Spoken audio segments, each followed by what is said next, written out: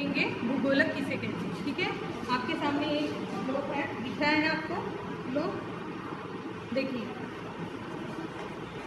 ये जो ऊपरी वाला भाग है ये है आपका उत्तरी ध्रुव, मतलब ये ग्लोब जो है भूगोलक है इसका है ये उत्तरी ध्रुव। नीचे में देखिए नीचे है दक्षिणी ध्रुव। ठीक है, ऊपरी वाला भाग जो है उसे हम उत्तरी ध्रुव कहेंगे और नीचे वाला जो पोर्शन है इसे हम दक्षिणी ध्रुव कहेंगे। ये कैसे है, गोल है, इसका आकार कैसे लग रहा है, गोल है ये आकार, है ना। तो ये काल्पनिक चीज़ है, मतलब कल्पना के तौर पर बनाई हुई चीज़ है। अब ये कैसे है तो हम देखते हैं, तो पृथ्वी के सतह पर बड़ी बड़ी इमारतें हैं, है ना।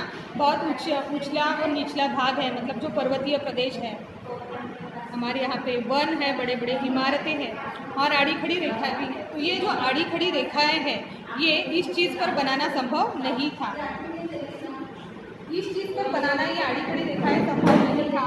तो इसके लिए मनुष्य ने क्या किया है कि कल्पना के तौर पर ये भूगोलक बनाया है, जो कि आपके सामने है।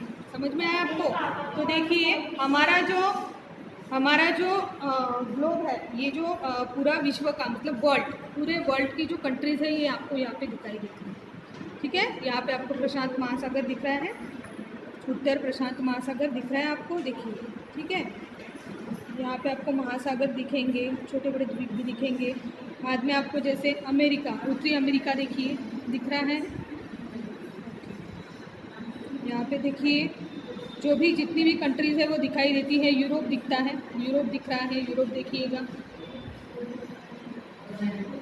धीरे धीरे एशिया दिख रहा है।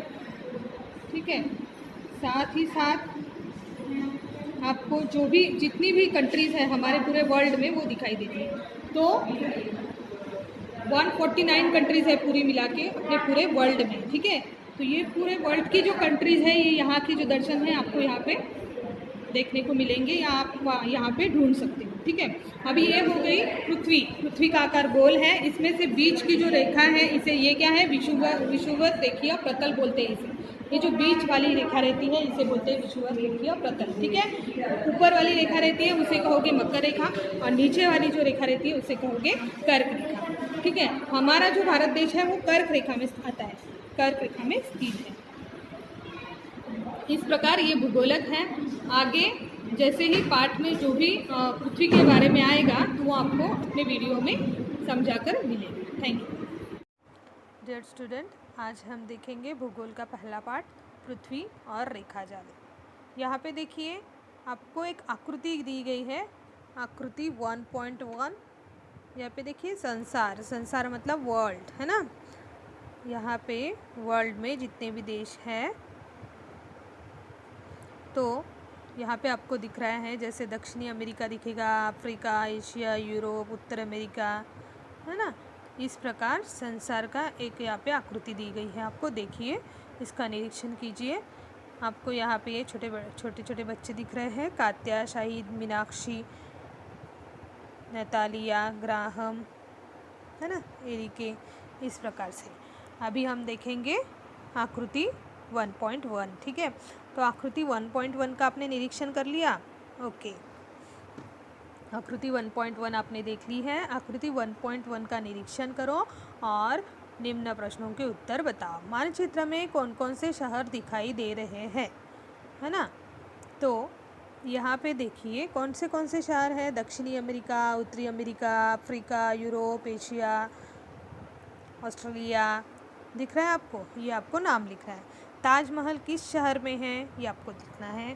ताजमहल किस महाद्वीप में है। ताजमहल तुम्हारे शहर की किस दिशा में है।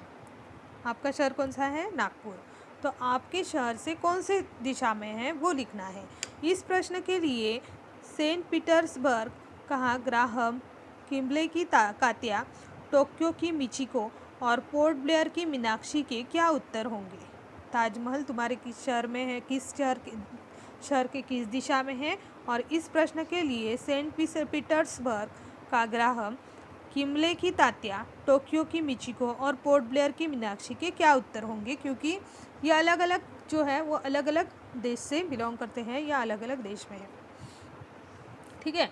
मानचित्र में अन्य व्यक्तियों के स्थान उनकी किस दिशाओं में है, ऐसा पूछने पर आगरा शहर का शाहिद जो है वो क्या उत्तर देगा? रोम की नतालिया और लीमा की इरिंके एक दूसरे की स्थानों की दिशा के बारे में क्या बताएंगे? क्या उनके उत्तर एक जैसे होंगे? नहीं, क्योंकि वो अलग अलग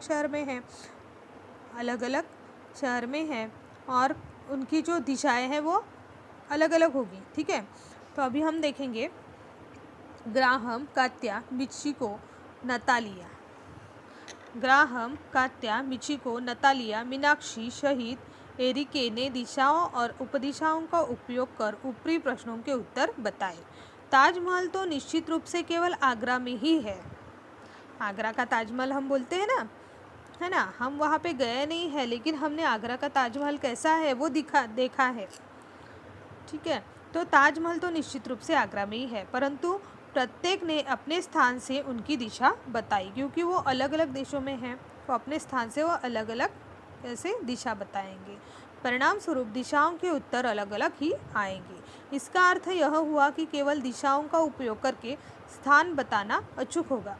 ऐसा नहीं है। पृथ्वी पर प्रत्येक स्थान अचूकता से बताने के लिए मनुष्य को भिन्न प्रणाली का उपयोग की आवश्यकता पड़ी। देखेंगे वह कौन सी है, जो आवश्यकता है वो किस प्रकार से। ठीक है, पेज नंबर 2 पे आइए। यहाँ पे देखिए, थोड़ा सोचो, विद्यालय के भूगोलक का निरीक्षण करो। हमारे विद्यालय में जो ग्लोब है ना, तो उसका निरीक्षण करना है और निम्न प्रश्नों पर सोचो और विचार विमर्श करो। भूगोलक पर कुछ खड़ी ऊर्ध्वाकार और कुछ आड़ी क्षैतिज समांतर रेखाएं हैं। उनमें से किन रेखाओं की संख्या अधिक है? लॉन्गिट्यूड एंड लैटिट्यूड दो रहती है ना, अक्षांश और रेखांश रेखाएं। तो उन रेखाओं के नाम किस प्रकार लिखे हैं? उन रेखाओं के नामों में क्या समानताएं और क्या अंतर पाया जाता है? क्या ऐसी रेखाएं पृथ्वी पर प्रत्यक्ष बनाई जा सकती है? ठीक है, तो ये आपके लिए क्वेश्चंस है। पृथ्वी का आकार, यहाँ पे आपको आकृति 1.2 में पृथ्वी का आकार दिया है। देखिए, आपको किलोमीटर दिए गए हैं, यहाँ पे पृथ्वी का आकार दिया गया है। यहाँ पे देखिए भौगोलिक स्पष्टीकरण। आकृति 1.2 में पृथ्वी के पूर्व पश्चिम तथा उत्तर दक्षिण व्यासों की लंबाई दर्शाई गई है। यहाँ पे जैसे पूर्व पश्चिम जो दिशा है वो, और उत्तर दक्षिण, यह जो दिशाएं हैं, 4 दिशाएं, इनके व्यासों की लंबाई यहाँ पे दर्शाई गई है। ठीक है, जैसे 12,756 किलोमीटर। इससे तुम्हें पृथ्वी के प्रचंड आकार की कल्पना तो हो ही जाएगी। पृथ्वी की सतह पर महासागर, पृथ्वी की जो सतह है वहाँ पे महासागर, भूमि के ऊंचे और निचले भाग, वन, इमारतें, असंख्य छोटे बड़े द्वीपों के कारण प्रत्यक्ष पृथ्वी जो है यहाँ पर आड़ी तिरछी रेखाएं बनाना संभव नहीं है। देखो, हमारी जो पृथ्वी है ये बहुत बड़ी है, इसका विस्तार बहुत बड़ा है, तो इसके सतह पर महासागर है, बड़े बड़े महासागर है, भूमि के ऊंचे और निचले भाग, हिमालय है हमारे यहाँ पे, तो भूमि के उछले और निचले भाग है, वन, बड़े बड़े जंगल वन पाए जाते हैं यहाँ पे, इमारतें, बड़ी बड़ी इमारतें हम देखते हैं, असंख्य छोटे बड़े द्वीप भी है। द्वीप मतलब टापू, इसे ही आयरलैंड कहा जाता है। इसके कारण प्रत्यक्ष पृथ्वी पर ऐसी आड़ी तिरछी रेखाएं बनाना संभव नहीं है। इस पर उपाय के रूप में मनुष्य ने पृथ्वी की प्रतिकृति के रूप में भूगोलक बनाया। मतलब भूगोलक जो है हमारे स्कूल में है, तो भूगोलक जो है वो ग्लोब बनाया और इसका उपयोग पृथ्वी पर स्थान निर्धारित करने के लिए होता है। देखो, इस पर उपाय करने के लिए मनुष्य ने क्या किया? पृथ्वी की प्रतिकृति, मतलब पृथ्वी की डुप्लीकेट प्रतिकृति बनाई है ना, और उसे भूगोलक नाम दिया है। इसका उपयोग पृथ्वी पर स्थान निर्धारित करने के लिए होता है। भूगोलक पर बनाई गई ये रेखाएं प्रत्यक्ष पृथ्वी पर नहीं है, ये रेखाएं जो है वो काल्पनिक है। प्रत्यक्ष पृथ्वी पर खींची गई है कि ये रेखाएं नहीं, ये जो रेखाएं हैं ये काल्पनिक है, कल्पना के तौर पर वो बनाई गई है। कोणीय दूरी, यहाँ पे देखिए कोणीय दूरी, आकृति 1.3 कोणीय दूरी। ये जो आकृति बनी हुई है आपके सामने, ठीक है, यहाँ पे देखो, जैसे उत्तर दिशा ऊपर दिख रही है आपको, दक्षिण नीचे, पूर्व और पश्चिम, ये आपने देख लिया। ये आपने तय करना है कि उत्तर दक्षिण पूर्व पश्चिम देख लिया। ये पूरा पृथ्वी आपको दिखाई दे रही है।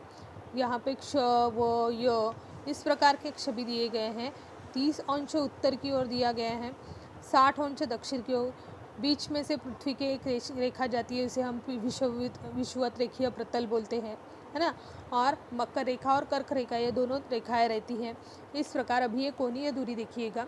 किसी भी स्थान को निर्धारित करने के लिए यह रेखा, यह जो है यहाँ पे देखा जाता है कि वह स्थान पृथ्वी के केंद्र से पृथ्वी पर कहाँ है। किसी भी स्थान को अगर निर्धारित करना है या समझना है, उसके लिए यह देखा गया जाता है कि वह स्थान जो है वो पृथ्वी के केंद्र से पृथ्वी पर कहाँ है। यह देखने के लिए उस स्थान का बिंदु तथा पृथ्वी के केंद्र को जोड़ने वाली सीधी रेखा का विचार करना पड़ता है। देखो, अगर ये देखना है तो उस स्थान का जो बिंदु है तथा पृथ्वी के केंद्र को जोड़ने वाली सीधी रेखा, केंद्र मतलब जो बीच वाला जो पॉइंट होगा, है ना, एक, तो इसका विचार करना पड़ता है। यह रेखा विषुवत रेखा के प्रतल के साथ पृथ्वी के केंद्र से कोण बनाती है। यहाँ पे आपको कोण नजर आया होगा, देखो यहाँ से देखो कोण बना हुआ है, यहाँ पे देखिए कोण बने हुए हैं, ठीक है। इसी कोणीय दूरी का उपयोग स्थान निर्धारण करने के लिए किया जाता है।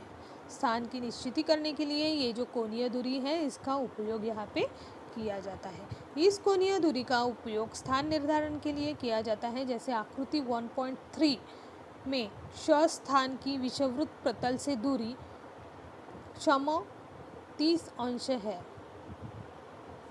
श स्थान देखिए यहाँ पे क्या है, देखिए यहाँ पे है श स्थान, तो श स्थान से श स्थान की विषुववृत्त प्रतल जो है वो ये वाला हमारा विषुववृत्त प्रतल है, ठीक है। तो इसकी दूरी क्षमा 30 अंश है।